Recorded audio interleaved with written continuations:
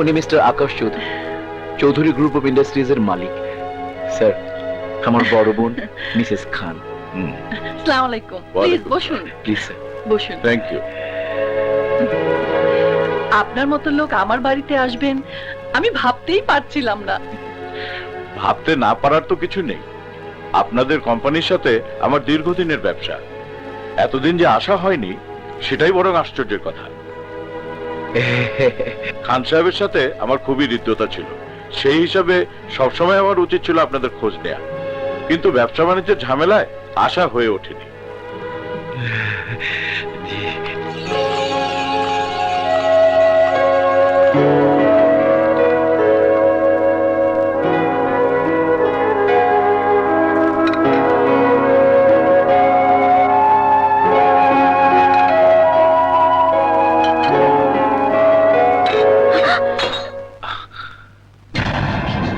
আরে আরে উল্লুক কোথাকার, কাজের সময় মন কোথায় থাকে? হ্যাঁ,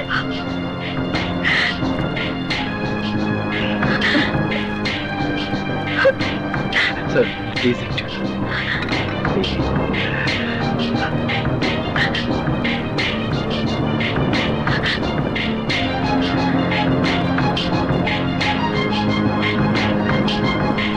ঠিক আছে, ঠিক আছে। এই যে নবাব নন্দিনী, বেলা কটা বাজে? এখনো আমার ঘরে চা এলো না কেন? এক্ষুনি আমার ঘরে চা দিয়ে যাও।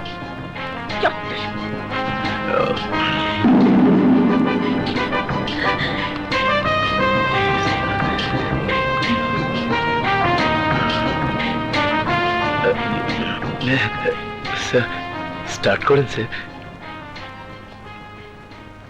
ভাবি, আপনার ছেলে মেয়েরা কে কি করে? ওই যে দেখলেন না, চায়ের জন্য চেঁচামেচি করলো, ওটা আমার ছোট মেয়ে, ভীষণ চাখোর, সামনে এসএসসি পরীক্ষা দেবে। আর বড় ছেলেটা এইচএসসি তে পড়ছে, সারাক্ষণ ক্রিকেট নিয়ে ব্যস্ত। কিন্তু আমার যতদূর মনে পড়ে সবার বড় আপনার একটা মেয়ে থাকার কথা, কি যেন নাম? নীলা। ওটা অবশ্য আপার মেয়ে না, দুলাভাইয়ের আগের ঘরের মেয়ে। রাইট, সেই মেয়েটা কোথায়? ওই যে একটু আগে নাস্তা দিতে গিয়ে সব ফেলে দিল, ওটাই তো নীলা। এইটাই নীলা, খান সাহেবের বড় মেয়ে? Anything wrong? রং তো বটেই মিস্টার জাফর, মাথার জিনিস পায়ের নিচে গড়াগড়ি খাচ্ছে, রং তো বটেই। আপনার কথা ঠিক আমি বুঝতে পারলাম না চৌধুরী সাহেব। বুঝতে না পারার মতো কোনো কঠিন কথা আমি বলিনি মিসেস খান। আমি খান সাহেবের বড় মেয়ে নীলার কথা বলছি, যার জন্য আপনার এ বাড়িতে বউ হয়ে আসে। যে মেয়েটি থাকবার কথা ছিল আপনার মাথার উপরে, তাকে রেখেছেন পায়ের তলায়। শুধু আপনিই নন, এ বাড়ির সবাই তাকে পায়ের তলায় পিষ্ট করছে। ভেরি স্যাড মিসেস খান, ভেরি স্যাড। চৌধুরী সাহেব, আপনি আমার পারিবারিক ব্যাপারে হস্তক্ষেপ না করলেই আমি খুশি হব।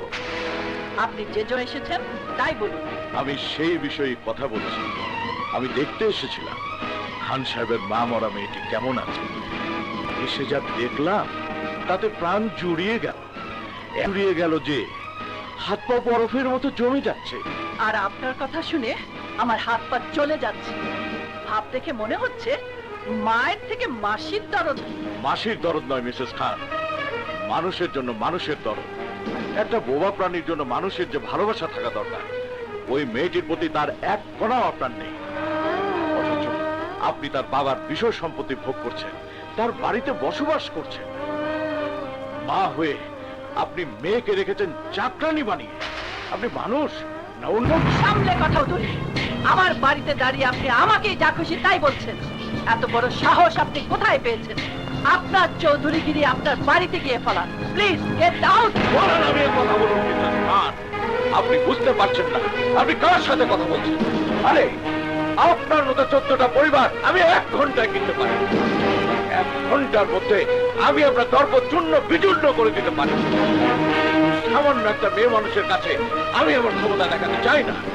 একটা কথা শুনে রাখুন, যে মেয়েটিকে আপনি দিনের পর দিন নির্যাতন করে চলে বাড়িতে গিয়ে ফেলান। Please get out.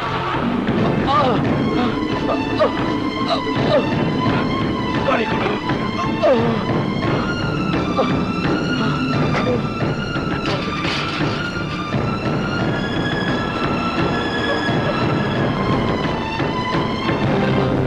ড্যাড,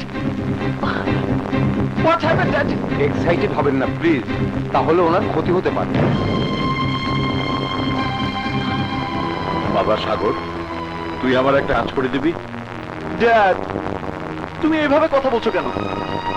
তুমি চাইলে আমি আমার জীবনটাও দিয়ে দিতে পারি। হুকুম করো, কি করতে হবে? আমি একটা মেয়ে দেখতে গিয়েছিলাম বাবা। মেয়েটির বাবাও নেই, মাও নেই, বড় লক্ষ্মী মেয়ে। কিন্তু সৎ মায়ের অত্যাচারে মেয়েটার জীবন জর্জরিত। কোনো মানুষকে মানুষ এমন ভাবে অত্যাচার করতে পারে না। মেয়েটার কষ্ট আমি সইতে পারিনি। ওই অত্যাচারের দুর্গ থেকে মেয়েটিকে উদ্ধার করতে হবে বাবা, তা না হলে আমি শান্তি পাবো না। এটা কোনো ব্যাপার হলো? তুমি নাম ঠিকানা বলো, আমি এক্ষুনি গিয়ে তুলে নিয়ে আসবো। শুধু তুলে আনলেই তো হবে না, ওর জন্য সুন্দর একটা ব্যবস্থা যদি করতে না পারি তাহলে তো এনেও কোনো লাভ নেই। আমার ইচ্ছা মেয়েটিকে আমার ছেলের বউ করে রাখবো। এছাড়া অন্য কোনো ব্যবস্থাই ওই মেয়েকে সুখ দিতে পারবে না। কিন্তু ড্যাড, এটা তো সম্ভব নয়। কেন সম্ভব নয়? তুই কাউকে ভালোবাসিস? কে সে? আমি জানি না। এটা আবার কেমন কথা? যেমনই হোক, এটা অনেক বড় কথা। আমার চোখে অনেক মেয়ে পড়েছে ড্যাড, কিন্তু কাউকেই ভালো লাগেনি। ঘটনাচক্রে একটা মেয়ের ছবি এসে পড়েছে আমার কাছে। ছবিটা দেখার পর থেকে আমার মনের ভুবন এলোমেলো হয়ে গেছে। যে কোনো মূল্যেই আমি ওই মেয়েকে খুঁজে বের করব, তার সাথে কথা বলবো, তারপর আমার সিদ্ধান্ত যা হওয়ার হবে। বাস্তবের মানুষটাকে যেহেতু এখনো খুঁজে পাসনি, এটা কোনো বাধা না। তাছাড়া আমি যে মেয়ের কথা বলছি তার জন্য আমার যে শুধু মায়া লেগেছে তাই না, ওই মেয়ের কাছে আমি ঋণী। ঋণী মানে? ওই মেয়ের কাছে তোমার কিসের ঋণ? শুধু আমি না, তুইও ঋণী। আমি ঋণী? ওই মেয়ের বাবার জন্যই বেঁচে গিয়েছিল তোর জীবন, মনে আছে তোর? তুই যখন স্কুলে পড়তি তখন সন্ত্রাসীরা তোকে কিডন্যাপ করেছিল।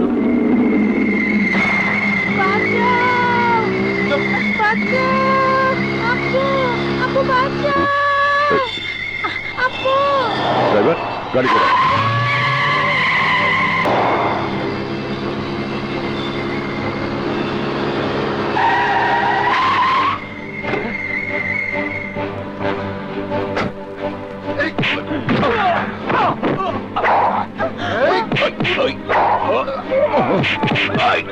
এই ছেলে ধরো!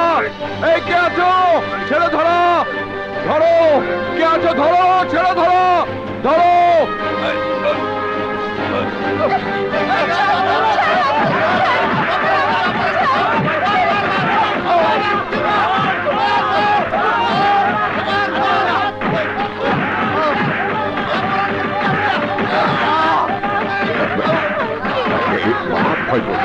ভয় পেও না।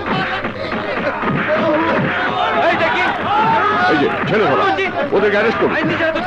নিয়ে যান থানা। ওদেরকে নিয়ে যাও।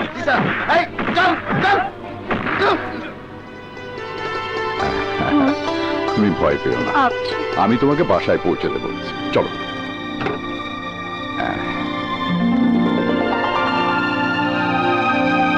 যাবো, চলো।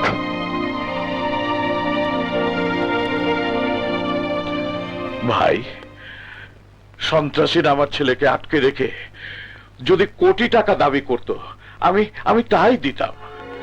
শুধু তাই নয়, আমার সব সম্পত্তির বিনিময় হলেও আমি আমার সন্তানকে রক্ষা করতাম। আমার ছেলের চেয়ে আমার কাছে জগতের কিছুই বড় নয়। আপনি আজ আমার যে উপকার করলেন, আমি কোনোদিন তা ভুলবো না। আজ থেকে আপনি আমার ভাই। আজ শাহেদ খান পৃথিবীতে নেই, তার মা মরা মেয়েটি শুধু চোখের পানিতে ভাসছে।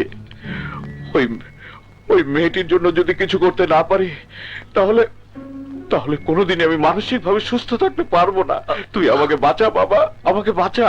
কুল ড্যাড, ওই মেয়েটিকে আমি বিয়ে করতে পারবো কিনা আমি জানি না, কিন্তু আমি তোমাকে কথা দিচ্ছি, ওকে আমি ওই অত্যাচারের দুর্গ থেকে উদ্ধার করবই।